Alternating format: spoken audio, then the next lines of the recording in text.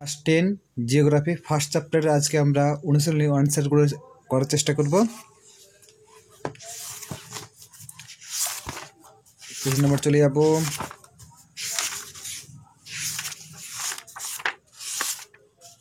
একুশ।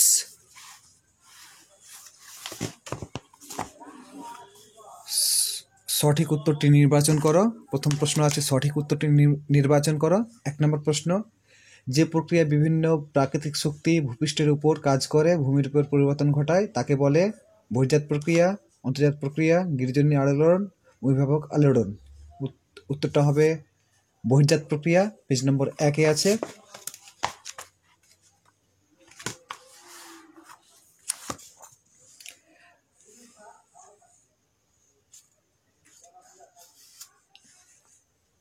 এখানে বহন ও সঞ্চয়ের ফলে ভূমির উপরে যে পরিবর্তন ঘটায় তাকে বহির্জাত প্রক্রিয়া বলে। ভূপৃষ্ঠের উপরে যে পরিবর্তনটা ঘটায় তাকে বহির্জাত প্রক্রিয়া বলে। চলে যাবে 2 নম্বর প্রশ্ন, লবণযুক্ত শিলাস্তরের উপর নদীর প্রধান ক্ষয় প্রক্রিয়াটি হলো অবঘর্ষ ক্ষয়, ঘর্ষণ ক্ষয়, জলপ্রবাহ ক্ষয় নাকি দ্রবণ ক্ষয়? এটার উত্তর হবে ডি নম্বর, দ্রবণ ক্ষয়। এর উত্তরটি আছে 3 নম্বর পেজে। 3 নম্বর পেজে চলে যাব। যেখানে লবণযুক্ত শিলাস্তরে কিংবা চুনাপাথর ও ডলোমাইট যুক্ত অঞ্চলে এরূপ ক্ষয় অধিক দেখা যায়, এটা হলো দ্রবণ ক্ষয়।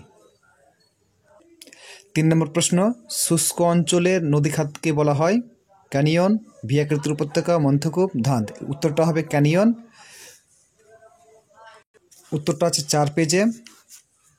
এখানে শুষ্ক অঞ্চলের নিম্নক্ষয় অধিক হওয়ায় উপত্যকা আরও গভীর ও সংকীর্ণ আকৃতি বিশিষ্ট হয়, একে ক্যানিয়ন বলে। এটা শুষ্ক অঞ্চলে ক্যানিয়ন। 4 নম্বর প্রশ্ন, পাখির পায়ের মতো আকৃতি বদ্বীপ গঠিত হয়েছে, এটা উত্তর পাওয়া যাবে 7 নম্বর পেজে। ঠিক এখানে মিসিসিপি নদীর বদ্বীপ, পক্ষীপাদ বদ্বীপ, মিসিসিপি নদীর বদ্বীপ। 5 নম্বর প্রশ্ন, পার্বত্য হিমবাহের পৃষ্ঠদেশে সৃষ্ট গভীর ফাটলগুলিকে বলে নুনাটাক, ক্রেভাস, অ্যারেট, সার্ক। এটা 10 নম্বর পেজে উত্তরটা পাওয়া যাবে। উত্তরটা হবে ক্রেভাস, 10 নম্বর পেজ।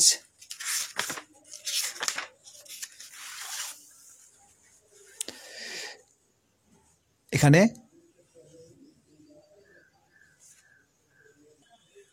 উত্তরটা এখানে দেখে নেবে। পরের প্রশ্ন,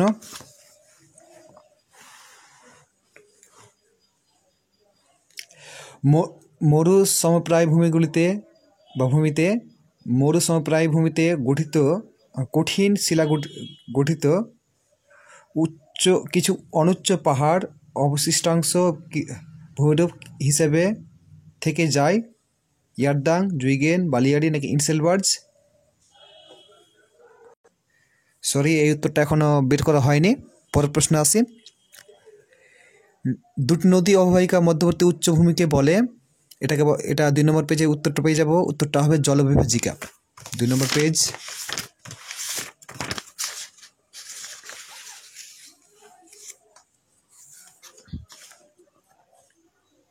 এখানে পাশাপাশি অবস্থিত দুটি নদী অববাহিকা পরস্পর থেকে যে উচ্চভূমি দ্বারা পৃথক থাকে তাকে জলবিভাজিকা বলে। 8 নম্বর প্রশ্ন, তির্যক বালিয়াড়িকে বলে বারখান। উত্তরটা হবে বারখান, 3 নম্বর পেজে উত্তরটা পেয়ে যাব। সরি, 3 নম্বর নয়, 17 নম্বর পেজে উত্তরটা পাবো। 17 নম্বরে এখানে আছে তির্যক বালিয়াড়ির প্রকারভেদ আছে বারখান উত্তর হবে। হিমবাহ সৃষ্ট হ্রদ হলো, এটা হবে কোরি হ্রদ, পেজ নম্বর 11তে উত্তরটা পাবো।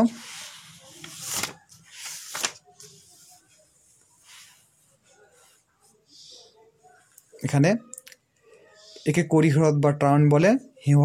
হিমবাহের ক্ষয়ের ফলে সৃষ্ট এটা হ্রদ, কোরি হ্রদ বা টার্ন।